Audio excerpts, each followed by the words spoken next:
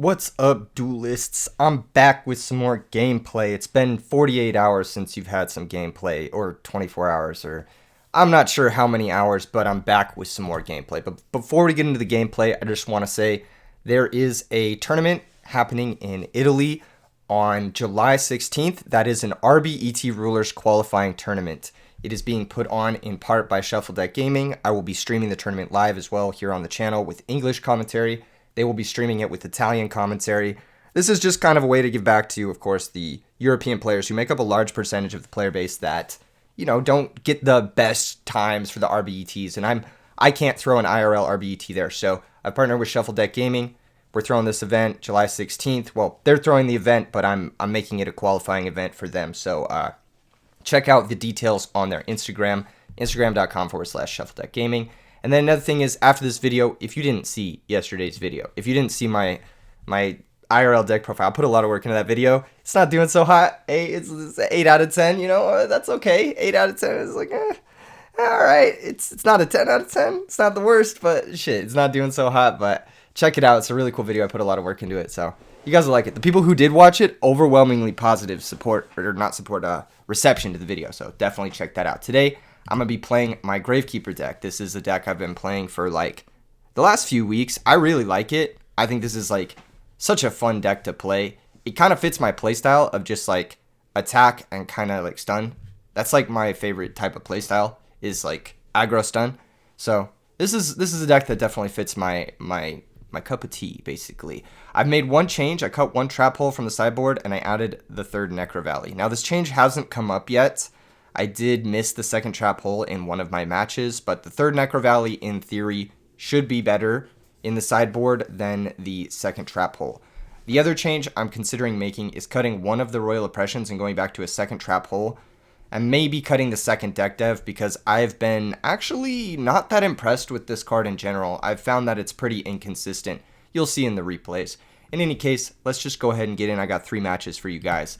You guys know what it is. The first match is against the Macro Show. Now, the Macro Show, incredibly unlucky. Incredibly unlucky that he, yet again, has to face off against Gravekeepers, which is his deck's worst matchup, and also incredibly unlucky that I get to go first. So, hey, here we are. Opening hand is fantastic. We've got Book of Moon, we got Spy. We don't even need to play Necro Valley, because nothing really attacks over Spy game 1, so we just set the Book, we set the Spy, we pass. They set the monster, they set some back row. We get dust shooted, which sucks, but since we're going second, we've got the Spy. We also drew a lure, which is going to help us with this dust shoot. So, yeah, just going to put back the guard. Not the worst situation. It would have been bad if, like, we didn't have Necro Valley and they took Commandant, but we do have Necro Valley, so we're big chillin'. I flip the Spy, I get Descendant. I don't even pop the monster, because, like, there's a lot of monsters you don't even really want to pop. So I lure after I get the Descendant.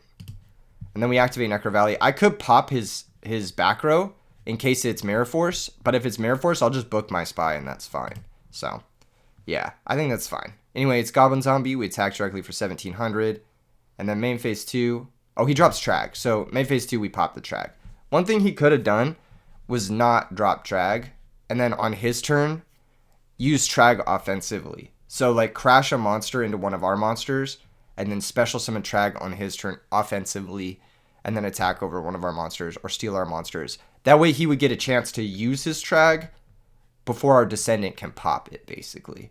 I don't know if that would have worked out better for his hand or worse for his hand, but he could have used the Trag more offensively. Basically here he's just trading it with the Gravekeeper Spy in play, which isn't like terrible, but it's a -1, more or less. Anyway, pop the Trag, set the guard. We have Visionary, which is not super great against his deck. He always plays the plant deck. Here comes the Twilight Rose Knight.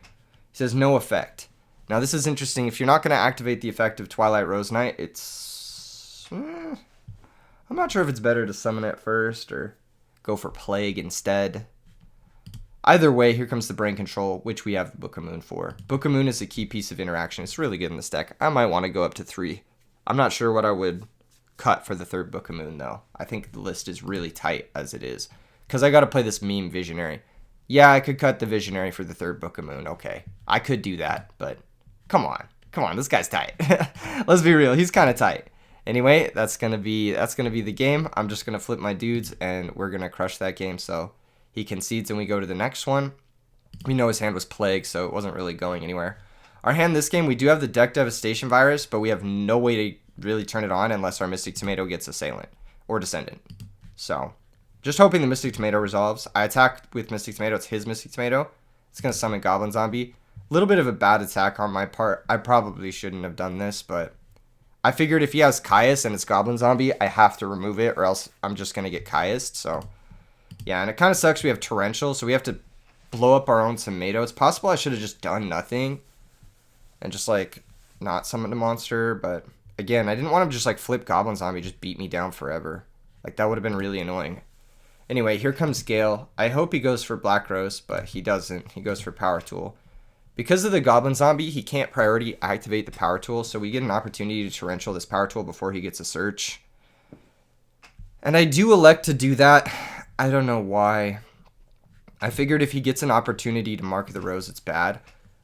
Also, this is pretty bad if he has Dark Armed. In general, this is just pretty bad for us. Like, this situation is just pretty bad, because we have 2 dead back row that don't really do anything here. And Torrential is going to kill our only way to turn on that Deck Dev.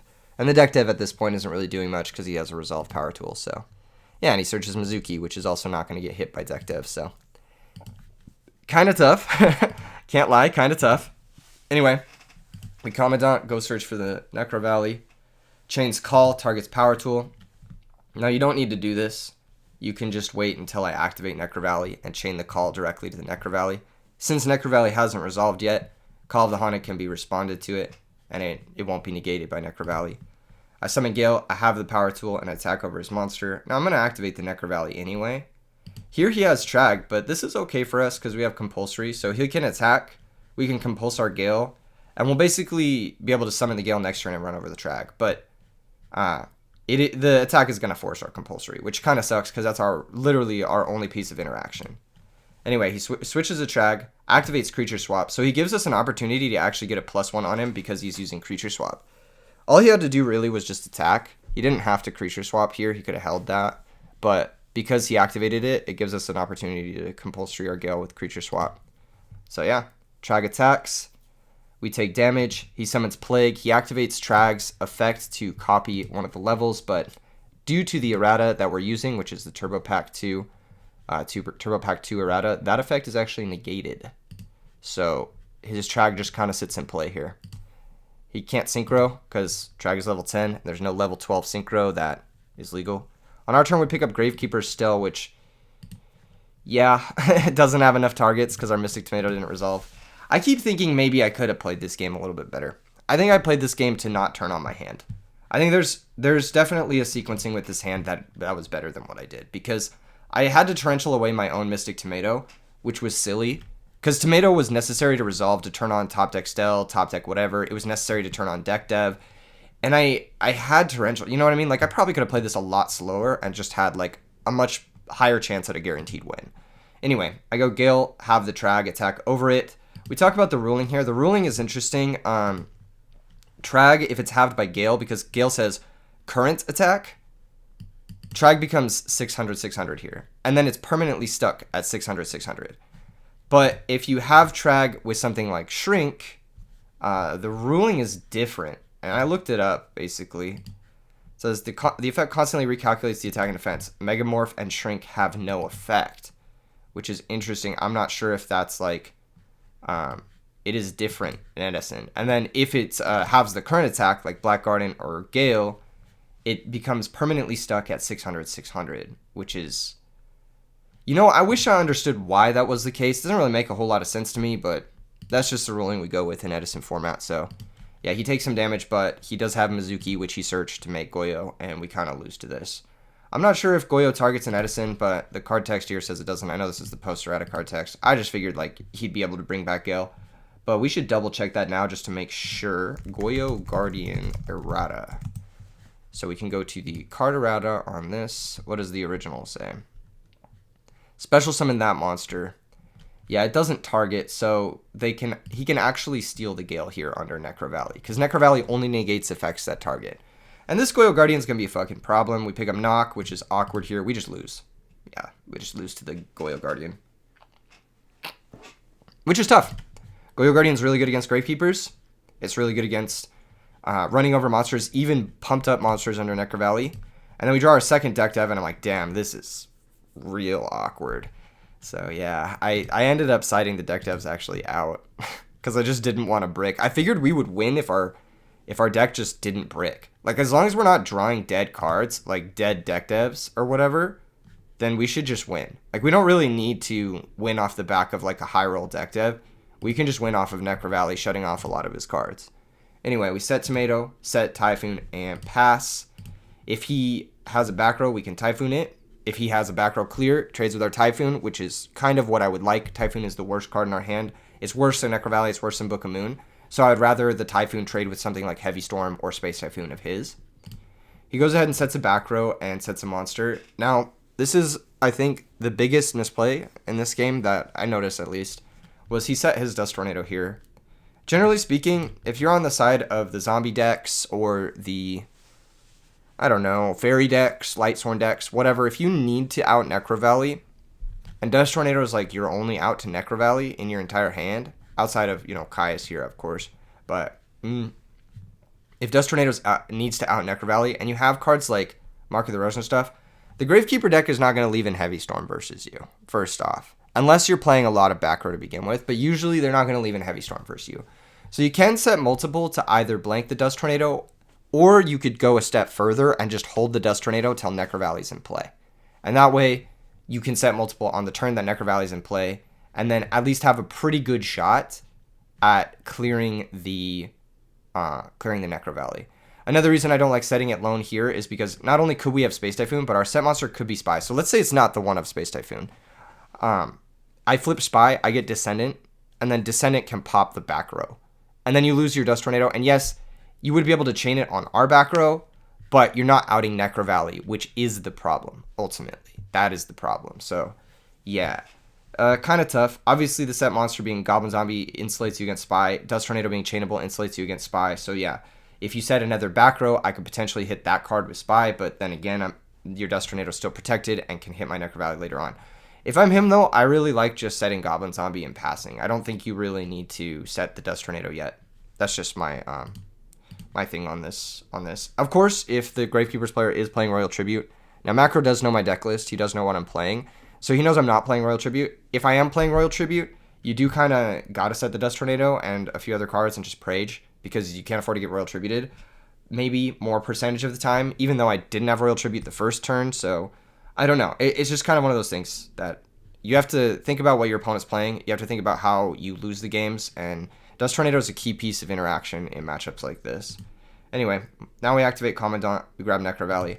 And again, since I'm not playing like Royal Tribute Super Turbo, that's the reason I'm kind of off of it. I can wait till later to play my Necro Valley, till I've broken down some resources, and then once I stick the Necro Valley, it's much more devastating. It locks up cards, they don't have the out, and I get much more virtual card advantage out of a card that's normally just going to be like a very soft lock early game. Now we activate the Necro Valley, we set some monsters, and we pass. He sacks for Caius. This is going to target our Spy, which sucks. That's a really, really tough beat for us. But at the same time, you got to recognize this Spy is not beating you. You can just attack over it with Caius. What's actually beating you is the Necro Valley. So maybe the Caius should have targeted the Necro Valley. That's just what I think. Because you can Caius target the Necro Valley and then attack the Spy. There's not really much I can get with the Spy that can beat the Caius. Like, I'd have to get Descendant and then have another Gravekeeper, which is still a good trade for you, plus you clear the Necro Valley. That's one Necro Valley gone that you don't have to worry about. And you have Mark of the Rose in hand, and you have Mystic Tomato, so I feel like it's pretty good for you to clear the Necro Valley, but maybe that's just me. Anyway, grabs the Plague, sets back row, and passes the turn. Doesn't attack the monster. Now, if I do have another Spy here, you can't really attack into it. I don't. I have Mystic Tomato. But this is another reason I really like Mystic Tomato in this deck. I can flip it. I can crash it into a big monster, go grab myself a Gravekeeper's Assailant, and then I can run over a Caius. Or whatever, big monster, basically. It turns your Mystic Tomato into like a really strong sort of like comeback play. It's kind of like the Fairy deck where you go Shining Angel into DD Warrior Lady, but almost even a little bit better because your Assailant sticks around, which is really nice. So I actually really like Mystic Tomato in this deck. I've been very happy with the 2 copies. I do side it out in some matchups, but I think it's pretty fantastic. Here comes that Brain Control, and once again, we have Book of Moon for the Brain Control. Just showcasing the power of Book of Moon in this format in general. It stops a lot of the power cards. It interrupts almost every single play your opponent has. And as long as you have pressure, which the Gravekeeper's deck excels at having, then Book of Moon is just like one of the top tier cards in the deck for sure. Again, we're going to flip the Spy first, grab Descendant. Descendant's just going to pop the monster or the back row first. Then I'm going to allure away the guard, banish the other tomato because I'd rather keep the guard in this instance. Flip Assailant, we'll attack the set monster. If it's tomato, then like, okay, what's he going to get? Like, what could you possibly get with tomato that I can't kill with Assailant? He grabs Lunefire, we top deck bottomless, so we can set the bottomless, set the guard, and it's just like, even if he has an like heavy storm and he goes Titanial and attacks my stuff, we still have guard to trade with the Titanial, and we can keep the pressure up. Now, storm would suck for us, but if he doesn't have it, then this position is very hard to break. Here comes Lunefire, Titanial. That's going to get bottomless. He's going to reveal a couple copies of Mark of the Rose, and that's going to be the game. Now, this is really tough. This is really tough because he had a couple opportunities to out our Necro Valley, and we couldn't have placed another one down. He had this Dust Tornado, he had the Caius, but both times he elected to play them in situations where they weren't able to effectively trade with the Necro Valley. And that's like one of the easiest ways Gravekeepers can beat someone is if they're able to stick Necro Valley. So I think that, yeah, I don't know, just something to think about, like where to use your removal spells and stuff. I said it's a tough matchup. It is a tough matchup for him because Necro Valley does a lot versus not only the zombie part of his deck, but the Mark of the Rose part of his deck as well. So it is definitely a tough matchup for him. But yeah, that's just going to be that game. Next game is up against BB1210. I lose the die roll, which happens, you know. BB1210 is playing a deck that I think is really, really good against her deck. And once again, you're seeing the deck devastation virus here kind of fail. Now, if I had gone first, the deck devastation virus would have been great. But I didn't go first. I went second, and I get dust shooted. So, unfortunately, it wasn't great. Now, I get that we did shuffle our deck, but we have a pretty high chance of hitting Necro Valley here. There's 5 copies in the deck, more or less, between the 3 Commandants and the 2 Necro Valleys. And that would have turned on not only our deck devastation virus, but our Rite of Spirit as well. Alas, now we're forced to banish our Assailants. We can Commandant for Necro Valley, but there's really not much we can do here besides just like set, pass. Hope to draw a guy. And they're playing Flambels, which is like the worst matchup for this deck. Because they're basically playing our deck, but they don't have the dead Necro Valleys in. And instead they have a really powerful Soul Charge engine, which we can't stop. Or can't interact with. So it's literally our deck, but pre for the mirror. If that makes sense. Yeah, pretty much. Anyway, we end up losing this game. As you can tell, there's just like, all our shit is dead. End phase, we Rite of Spirit back Commandant. They have a couple more back row. We're not really able to play through it. They deprison it. We book the Commandant, pass the turn. He has Ryko, target Necro Valley, and I'm just dead. Like, he's going to be able to make Stardust, and then I can't win, or Thought Ruler, and I can't win. So, yeah, that's pretty much that. Game 2, I do get to go first, though, which helps a lot. I have an awkward hand where I have no defense, so I'm kind of just, like, hoping to find defense, and I don't. I find Knock. Now, we did see Ryko, and I know the deck also plays Spies, so we have at least 6 targets, maybe more if they play Hamster or Guard. So Knock is a good side in for about half their deck. I really hate Knock in this format. It's like necessary for this deck to play it because Ryko's a bitch, but I really hate it because it's like 50-50 whether it's going to do something amazing or do absolutely nothing. And that's kind of the issue with deck dev as well. I found that deck dev either wins the game immediately or it's like a hard -2. And that's just like too inconsistent for me personally as a player. But I think I might move the main deck one to the sideboard just because I've been drawing it dead a lot. And I think I just might play the deck like an aggro value deck. Because I think it's just good enough without the deck dev resolving to just beat everything. Because Necro Valley stops a lot of stuff. And as long as you can keep the Necro Valley around, like, you don't really need, like, insane deck dev, whatever. Anyway, here comes Fire Dog, which is fine. We can't, you know, we're kind of in a stalemate where, like, we have to play in a back row. But it means our Knock is dead, which is annoying. So I summon Gale. I have the Fire Dog. I flip Commandant. I attack with Gale first. The reason we attack with Gale first is there's no real reason. Just attack with the Gale first. Attack with Commandant. This happens. He does the Necro Valley to take less damage, but that's fine. We make Arcanite in attack position and pass. So the reason I do this is like his best play was summon Fire Dog, pass, right? He didn't bottomless me, so that means he has another whatever. I could pop this, but I can just wait till my turn to pop it. If he has another Fire Dog or Flamvel, like, he can't really commit it without me, like, just popping it straight up.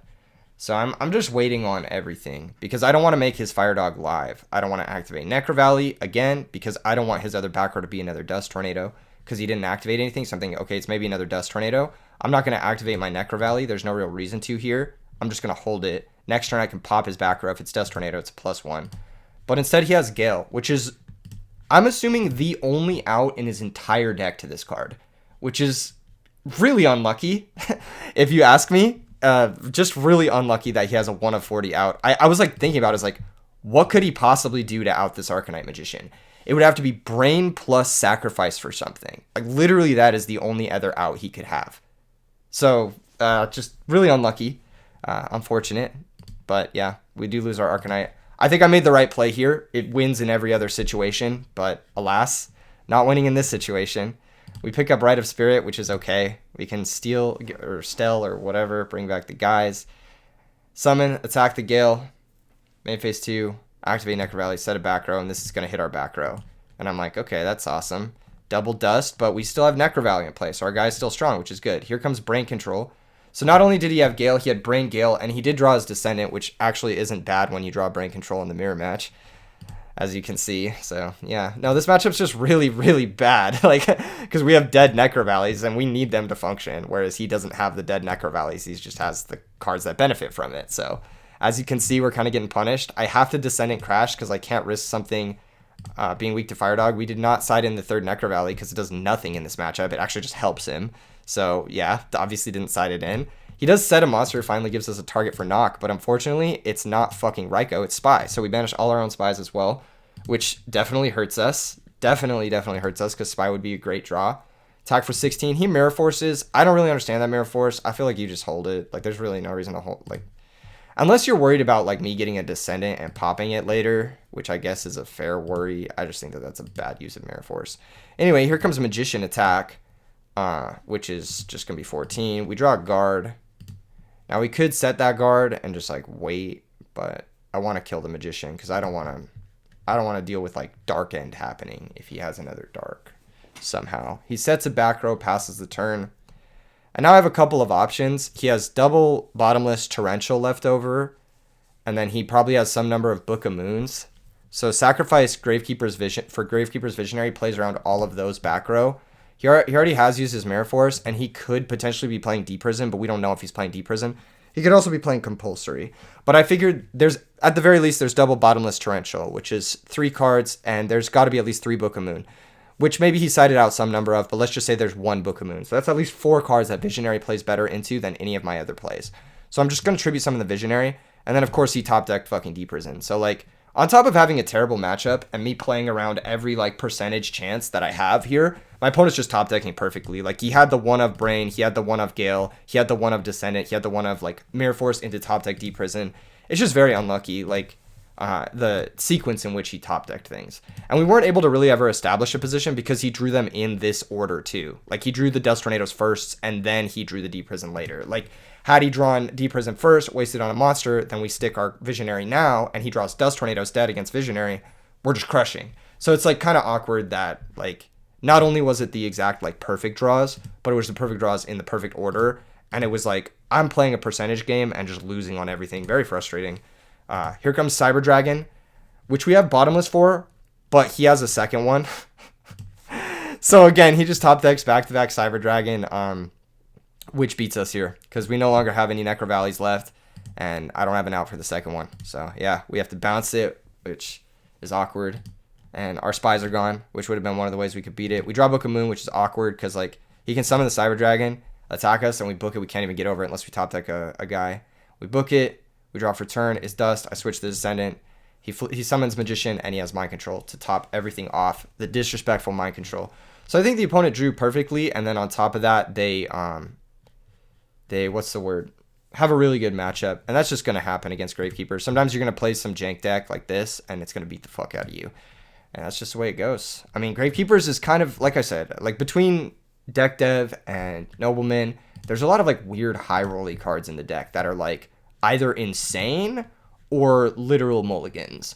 And in this case, I said, GG's, nice draw, and then I think I was rude to him after this.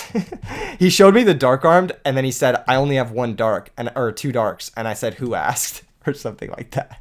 Because you're going to complain about having Dark Armed 2 on top of drawing the perfect 1 of out to Arcanite, plus brain control, plus mind control, plus all the perfect conversions, plus the top deck deep prison on the one turn you needed it in order to stabilize. Like literally, if he didn't top deck deep prison that turn, I'm like fairly certain he just loses. Like it was just like insane one of top decks, and you're gonna complain that you didn't have the dark arm too. I was just like, shut the fuck up, get the fuck out of here. All right, and then the last replay I have is against Wonder Flipper. I do win the rock paper scissors, which is always great, always great. Can't complain about that. We opened really nice too. We got Mystic Tomato, love this guy. He's basically any monster in our deck. We got Right, we got Starlight, we got Necro Valley. It's just a perfect draw. Set, pass a turn. Opponent sets monster, sets back row, passes a turn. And this is actually a really cool match because I'm playing against Fairies, which is a deck that I think this deck has a very good matchup against, even without the virus. Even without the virus, I think this deck does very well against it. We tag into set monsters, DD Warrior Lady. Now, he doesn't activate the DD Warrior Lady, which I'm really confused by. Now, of course, he can switch the DD Warrior Lady and attack over it now and trade with it now, dealing 100 extra damage, but you're risking trading your DD Warrior Lady with one of my back row, which is not ideal. Also, Mystic Tomato is pretty fucking good in my deck. Like, if this resolves, I get access to, like, just about anything I want. So, not banishing this is kind of interesting. I feel like I probably would have banished it, but maybe that's just me. I don't know what's in his hand. Let's see what's in his hand. Yeah, I probably would have banished it. I'm going to be honest. I probably would have banished it. Just because, like, you don't really want to give me access to my dudes, but I don't know. Anyway, here comes Nova Summoner. He's going to crash. He's going to go grab a Shining Angel. Now, what he doesn't do is he doesn't continue to crash. And I'm, like, kind of surprised because, like, 600 damage is fine. Like, you can take 600 a couple more times. Set up for your Christia, you know? Maybe find another DD Warrior Lady. Try to banish my guy. But instead he just passes, which I guess is okay. I don't really know why he passed here. I don't really know why he passed. It doesn't make a lot of sense to me. I just feel like he didn't use his DD Warrior Lady. He didn't use his Shining Angel. You know? Like, why not use it? I don't know. I don't know why you wouldn't use these cards. Because, like, now once you've attacked into the Tomato, you let me get Assailant, and you let me turn on Deck Dev. Which I don't understand. Like, what? Why would you not banish the Tomato? I don't know. I just feel like it was a weird use of the cards. Anyway, we flip the Spy, and he actually negates with Herald of Orange Light. There's a couple of different reasons to negate the Spy with Herald of Orange Light, as opposed to waiting for the Descendant. But, I don't know. I think it's probably fine to let me get the Descendant and sack it. The reason you don't really want to is because it would make Steel better, which is understandable. So I think it's fine to negate the Spy.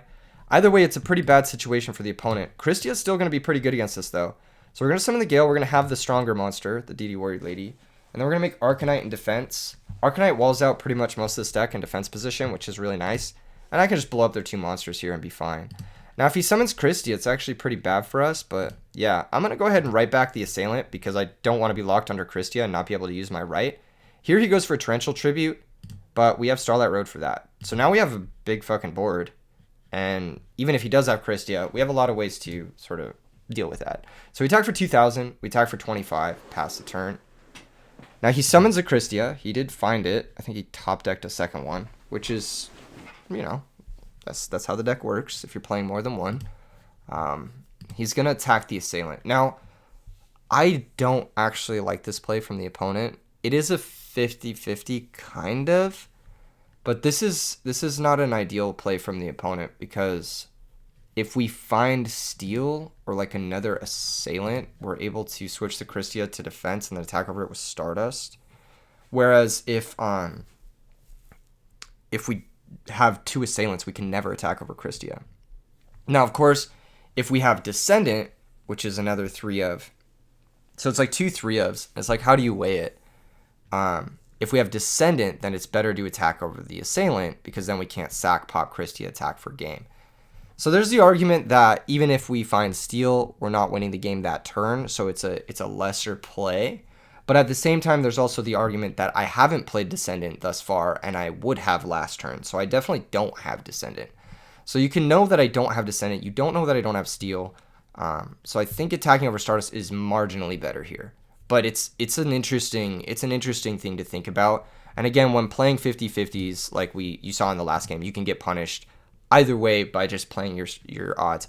We pick up a very lucky God card. This is literally Obelisk the Tormentor in this deck, and it's how we're able to win this game. We steal back the Assailant and the Spy. We summon the Assailant. We run over the Christia with the Stardust. It is switch to defense. We do take 300. We attack over the Christia, goes to the top of the deck. We set Solemn, we pass the turn. They special, we Solemn, and we go to the next game. So yeah, good stuff. Good stuff. Our lucky top deck of Solemn Judgment was able to work out there for us, and our steal was also very good for us there as well.